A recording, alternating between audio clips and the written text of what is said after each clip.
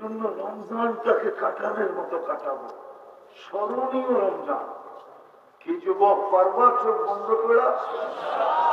আমি 1 মাসের জন্য ইন্টারনেট বন্ধ করলে কিচ্ছু হবে না। 1 মাসের জন্য ডিশের লাইন বন্ধ করলে কিচ্ছু হবে না। 1 মাসের জন্য টেলিভিশন বন্ধ থাকলে কিচ্ছু হবে না। 1 মাস তো ছাড়ো, 11 মাস কি করবো আমি জানি না, কি করবো এটা আমার বিষয়। 1 মাসে গুনাহ ছেড়া চলো আমরা স্মরণীয় রমজান কাটাই, যেন এইবার জান্নাত আল্লাহ আমাদের নামে লিখেই দেয়। আল্লাহ দিতে কিন্তু রাজি। পারবো? কি বলেন পারবো? হ্যাঁ পারবো তো। এক ঢোক পানি দিয়া হইল জান্নাত কিনা নিতে এই সুযোগ আছে। এক ঢোক পানি দিয়া হইল জান্নাত কিনা নিব। অনধিকার চর্চা করতে তোমার উপরে চাই না, কিন্তু তোমার পায়ে হাত দিয়া বলবো ঘুমানোর সময় তওবা করে রাখো। পারবা? ঘুমের থেকে ওইটা তওবা করো, এটা ভাইবা যে আজকে সূর্য ঢুকতে নাও দেখতে পারি। আছে আছে আছে, এই উত্তরাই পাওয়া যাবে। বহুত লোক অফিসে পৌঁছতেও পারে না, এর আগে বাড়িতে খবর চলে আসছে লাশ আসতেছে। সত্য তো? হ্যাঁ, লাশ আসতেছে, খবর এসে গেছে। বিদায় সকালে তওবা করো। তৃতীয় ডেলি কোরআনটাকে একটা চুমা দেওয়া মহব্বত। কোরআন যদি বিরুদ্ধে চলে গেল তাহলে আল্লাহ রসুলের চোখের পানি পর্যন্ত বেকার হয়ে যাবে। কিয়ামতের দিন উম্মতকে বাহির করার পরেও সুযোগ থেকে চোখে পানি থাকবে, তিনবারে আল্লাহ বাহির করে দিবে। জিজ্ঞাসা করবে বন্ধু এখন কাঁদেন কেন? বলছে উম্মত তো সব চলে আসছে বটে, কিন্তু কোরআন যাদের বিরুদ্ধে চলে গেছে ওদেরকে বাইর করতে পারবে। আচ্ছা আমি আপনাদের বিবেকের কাছে প্রশ্ন করি, সারা বছরে যে কোরআনটাকে একবার একটা চুমা দেয় না, মাসে দেয় না, সপ্তাহে দেয় না, কোরআন ওর পক্ষে থাকে তো থাকে কি করে বলেন? থাকতে পারে? কোরআন তো আল্লাহর কালাম, আল্লাহর পার্সোনাল জিনিস। জীবন গড়ার জন্য তো আপনাকে দিয়ে দিলেন। আপনি বছরে একবার চুমা দেন না, মাসে একবার চুমা দেন না, সপ্তাহে একবার চুমা দেন না, কোরআন আপনার পক্ষে থাকে তো থাকে কি করে? বিবেককে প্রশ্ন করেন। বিবেক যদি বলে তারপরও থাকবে, তাহলে বোঝা যাবে এটা বিবেক না। কোরআনটাকে দিয়ে একটা চুমা দাও যুবক, আর আজকের থেকে অঙ্গীকার করো আমি আর মসজিদ থেকে নিজেকে দূরে রাখবো না না না না। পারবা? না না না, অঙ্গীকার হইতে হবে। এরকম ইনশাআল্লাহ বহুবার এখানে বলা হয়েছে, কিন্তু আজকে কামের ইনশাআল্লাহ হইতে হবে যে আমি মসজিদ থেকে আর নিজেকে দূরে রাখবো না। পারবো? হ্যাঁ, আল্লাহর ঘর কিন্তু বিরুদ্ধে চলে গেলে খবর আছে। আমি চিনি দুনিয়ার বহুত জায়গা, কম দুনিয়া তো দেখি নাই, মাত্র 103টা দেখছি দেশ, বেশি তো দেখি নাই। 7টা মহাদেশ দেখছি শুধু, আর বেশি তো দেখি নাই। দেখা বলতেছি দেখা। প্রথম সুনামির পরে আমি 3.5 মাস পরে ইন্দোনেশিয়া গেছি, যেখানে সুনামি আসছিল। যুগ জাকার্তা, এই এয়ারপোর্ট থেকে আমার ফ্লাইট ছিল 8.5 ঘন্টা, 350 কিলোমিটার। আমি 2 চোখে দেখছি, একটা বাড়িও দাঁড়ানো ছিল না। কিন্তু আল্লাহর কুদরত, একটা মসজিদও একটা সুতার দাগ ছিল। যদি মসজিদ বদ্ধ করে দিল, হতে পারে আমাদের বিল্ডিং গুলো মাটিতে চলে আসবে, মসজিদ জায়গাটা জায়গায় যেতে যাবে। হতে পারে, হতে পারে। ডিসেম্বরের আগের ডিসেম্বরে তুর্কিতে এক রাত্রে 1.5 লক্ষ কবরে চলে গেছে। 1.5 লক্ষ।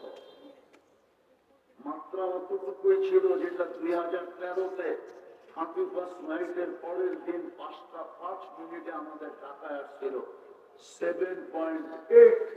আল্লাহ বাঁচায় দিছে, কিন্তু তুর্কিকে বাঁচায় নাই।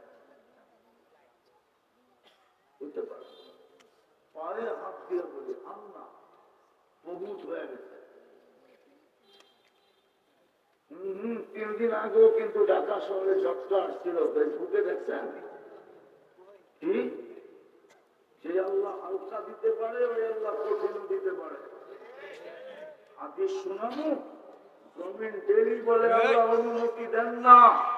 আলা কুল্লা ইয়াউমিন আল আরদু তাস্তাদিনু রাব্বা। জমিন বলে প্রতিদিন অনুমতি দেন না। কি করবে? আন আবতালিয়া ইবনা আদম ফি বাতনি। আমি মানুষকে পেটে নিয়ে আনিব। আল্লাহ বলে কেন? তা আমি যেটা বুঝাইতেছিলাম জমিন এটাই বলে যে 24 ঘন্টা আপনি ফ্রি সার্ভিস দেন, 24 ঘন্টা আপনি বিরোধিতা করে, নাফরমানি করে, পেশাব করে মাইনা নেই, পায়খানা করে মাইনা নেই, 150 ফিট পর্যন্ত পাইলিং করে আমার বুকের ভিতরে মাইনা নেই। আপনার নাফরমানি মানব তো মানব কি করে? না করি না নাফরমানি। ও যুবক পায়ে হাত দিয়ে জিজ্ঞাসা করি, সারাদিন গান নাচ বাদ দিলাম, সারাদিন নেটে যা দেখো, যদি বাড়িওয়ালারা জানতো তোমাদেরকে কমকে ঘরে ঢুকতে দিত? বলো তো সত্য করে দিত ঢুকতে? যা আজে বাজে সারাদিন দেখি। আল্লাহ সত্তরই করছেন, লুকায় রাখতেছেন।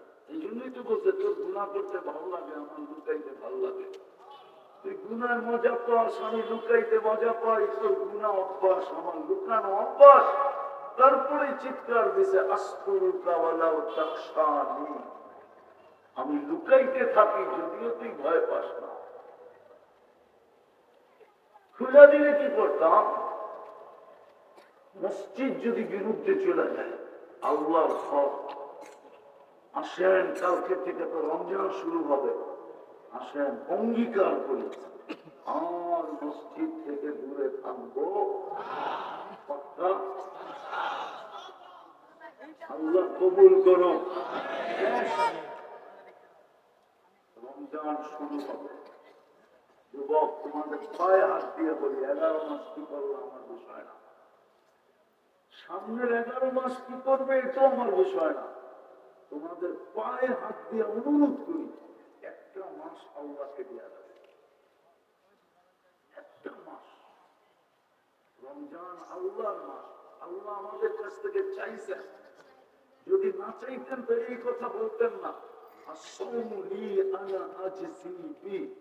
রোজা আমার জন্য, এটার বদলা আমি নিজে দিব। এটাই তো আমি কাঁদি, এটাই তো আমি কাঁদি যে বাড়িওয়ালারা যত আছে সবাই বারাটিয়াকে ভোগ দিত। খবরদার যদি রমজানে একদিনও ইফতারি কিনলি বা পাকাইলি, যদি বলে কেন, আমার ঘরের থেকে ইফতারি আসবে, সাধ্য অনুযায়ী যা পারবো আমি ডেলি পাকাবো।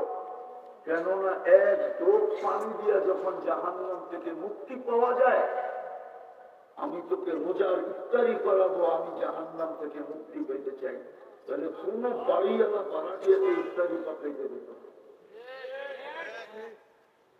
তাইলে তো সিন্ডিকেট প্রত্যেক মহল্লায় হইত, বাজারে হইত না সিন্ডিকেট।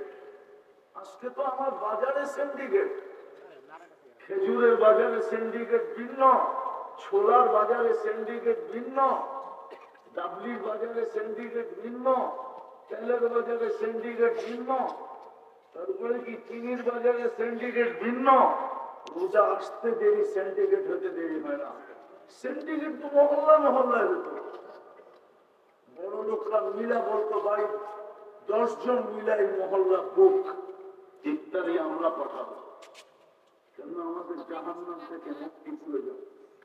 এক টোপ পানি দিয়ে যদি মুক্তি পাওয়া যায়, অথচ আজান যখন হবে এই উত্তরানা সারা বাংলাদেশের যত রোড আছে হাজারো মানুষ হাঁপায়া হাঁপায়া দৌড়াইতে থাকে। কেউ একটা পানির বোতলের জন্য দোকানের পাশে যায় দাঁড়ায়, অনেক সময় বেচতেও চায় না, তা ইফতার করবো না পানি দেবো। আমার জাতির তো এই অবস্থা, মনে হয় বুঝাইতে পারলাম না। এটা তো প্রত্যেক বাড়িওয়ালারা দোতলাওয়ালা তিনতলাকে বুক দিত, নিচতলা দোতলাকে বুক দিত, ইফতারি আমি পাকায় পাঠাবো, আমার জাহান্নাম থেকে মুক্তি হওয়া দরকার। ওই বইও বলতো তোমার যখন দরকার আমারও দরকার, তুমি আমারটা পাকায় পাঠায়ও, আমি তোমারটা পাকায় পাঠাবো, খবরদার যদি তুমি তোমার জন্য কিছু পাঠাই না। এটা তো প্রতিযোগিতা চলতো আমার সমাজে। সহানুভূতির মাস, তাহলে তো কেউ রমজানে প্রফিট নিত না। আপনি বলবেন এরকম দুনিয়া কি আছে? আমি 6 বার গেছি ওই দেশে, 6 বার, টানা 6 বার গেছি চাঁদে। চাঁদ নামে দেশ আফ্রিকার, ওইখানে রমজানের নিত্য প্রয়োজনীয় জিনিসের যে দামে কিনা ওই দামে বিক্রি। আমি জিজ্ঞেস করছি লাভ নেস না কেন? তোরে মুক্তির সার্টিফিকেট কে দিছে? তুই জানোস না সহানুভূতির মাস? আমরা গরিব মানুষ,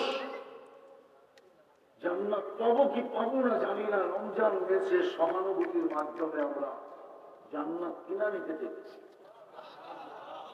আসেন, কথা আর বাড়াইতেছি না। রমজান চলে আসছে, বিলকুল নেমে গেছে। শুধু জেদ্দা এয়ারপোর্টে অপেক্ষা করতেছে ফ্লাইটের জন্য। কালকে সন্ধ্যার আগে নামবে, আশা করি আমাদের এখানে উঠবে, ঠিক না? প্রস্তুতি নেই যে এই রমজান স্মরণীয় কাটাবো। আল্লাহর রাসূল 30 দিনে একবারও বিছানায় আসতেন না। আম্মা জান আয়েশা রাদিয়াল্লাহু তাআলা আনহা বলতেছেন যে 30 দিনে একবারও বিছানায় গা লাগাইতেন না, পিঠ লাগাইতেন না, আসতেন না বিছানায়। আল্লাহর রাসূল আমাদেরকে নামে চিনতেনই না, চেহারার রং পরিবর্তন হয়ে যেত। কোমর কাইছা ইবাদতে লাগতেন। দান খয়রাত বুখারীর রওয়ায়াত তারিহুল মুরসালা, আল্লাহর রাসূলের সামনে তুফান পর্যন্ত হার মাইনা দিত। রমজানে যা আসতো তার হাতে দিয়া দিতেন। আমরা তো সিন্ডিকেট করে চলে আসি, ঠিক না? তারপরে বেঁচে আছেন কেন জানেন? 40,000 হেফজোখানার কারণে এই দেশটা বেঁচে আছে। আকাশে 4 তারিখে রাত্রে আমার ফ্লাইট ছিল ইন্ডিয়ান থেকে কানাডায়। আমি যখন নামছি তখন কানাডায় সকাল 8টা বাজে, আপনাদের এখানে রাত্র 10টা বাজে। নামার পরে শুনছি স্বাধীন হয়ে গেছে, কেননা 6-7 দিন তো যোগাযোগই ছিল না। 6-7 দিন ছিল না, যোগাযোগই ছিল না। নামার পরে না দেখছি, শুনছি দেশ স্বাধীন হয়ে গেছে। কিন্তু যা শুনতেছিলাম 14 তারিখ পর্যন্ত, ভাবতেছিলাম কোন বিপর্যয় হয়ে যায় কিনা। কিন্তু আলহামদুলিল্লাহ, সুম্মা আলহামদুলিল্লাহ, বিপর্যয় হয়েছে। কি ভালো আছি আমরা, ঠিক না? দেশ সুন্দর চলতেছে, ঠিক না? আপনারা একমত না? আপনারা এখান থেকে শোনেন না, আমরা ওইখান থেকে শুনতেছিলাম, ভাবতেছিলাম যে বিপর্যয় হয়ে যায় কিনা। কিন্তু আমার বিশ্বাস ছিল হবে না। 40,000 হেফজোখানা এখানে। সকাল হওয়ার 1 ঘন্টা আগে উঠে এই ছেলেগুলা এই লাল সবুজের পরিধিটাকে আগে সুরক্ষার আধ্যাত্মিক চাদর দিয়ে ঢাকে, তারপরে কোরআন পড়তে শুরু করে। সেখানে বিপর্যয় হয়তো হয় কি করে? এত মসজিদ যে দেশে, এত আলেম আল্লাহওয়ালা যে দেশে, এই জন্য এই দেশে কোনো বিপর্যয় হয় না, আমার বিশ্বাস হবেও না। এই মাটির একটা আধ্যাত্মিক শক্তি আছে, আপনি জানেন না। এই মাটি দিয়ে যদি কেউ খেলে তো হয়তো রান আউট হয়, নাইলে গোলটা আউট হয়, নাইলে ক্যাচ আউট হয়, আর নাইলে একবারে বাউন্ডারি বাইরে আউট হয়, ছক্কা আউট। এই মাটির একটা আধ্যাত্মিক শক্তি আছে, আপনি জানেন না। বলে দেব, এই মাটিতে ইসলাম আর মদিনার ইসলাম প্রায় এক সমসাময়িক। আল্লাহ রসুল হিজরত করেন না, 4 সাহাবী ওখানে চলে আসলেন। আমি নাম বলতেছি, আবু ওয়াক্কাস, ওহাব ইবনে মালিক, কাসেম ইবনে হুযায়ফা, উরওয়া ইবনে সাকা। 2 জন এখান থেকে চীনে গেছেন, ওনাদের খবর চীনে চিহ্নিত আছে। আবু ওয়াক্কাস চীনে গুয়াংজুতে ওনার খবর, আর ওহাব ইবনে মালিক রাদিয়াল্লাহু তাআলা আনহুর খবর মঙ্গোলিয়ার বর্ডারে। আর 2 জনের কবর এই মাটির নিচে, কাসেম ইবনে হুযায়ফা, উরওয়া ইবনে সাকা। এই জন্য এই মাটিতে একটা আধ্যাত্মিক শক্তি আছে। এই মাটি বারবার বিপর্যয়ের থেকে বেঁচে যায়। এই জন্য রমজানটাকে কাটানোর মতো কাটাবো, স্মরণীয় রমজান। কি যুবক পারবা চোখ বন্ধ করে? আরে 1 মাসের জন্য ইন্টারনেট বন্ধ করলে কিচ্ছু হবে না। 1 মাসের জন্য ডিশের লাইন বন্ধ করলে কিচ্ছু হবে না। 1 মাসের জন্য টেলিভিশন বন্ধ থাকলে কিচ্ছু হবে না। আরে 1 মাস তো ছাড়ো, 11 মাস কি করবো আমি জানি না, কি করবো এটা আমার বিষয়। 1 মাসে গুনাহ ছেড়া চলো আমরা স্মরণীয় রমজান কাটাই, যেন এইবার জান্নাত আল্লাহ আমাদের নামে লিখেই দেয়। আল্লাহ দিতে কিন্তু রাজি। পারবো? কি বলেন, পারবো? হ্যাঁ পারবো তো। 1 ঢোক পানি দিয়া হইল জান্নাত কিনা নিতে এবার সুযোগ আছে। 1 ঢোক পানি দিয়া হইল জান্নাত কিনা নিব। সহজ। আজান হইতেছে, রাস্তায় দাঁড়ায় যাও, পথিক দেখলা, বলে 1 ঢোক আমার থেকে পান করে রোজা রাখতে যাবে, পেট বাড়িতে যায় ধরে না, করতে নাই, পাওয়া যাবে না। আল্লাহ আমাদেরকে আমল করার তৌফিক দান করেন।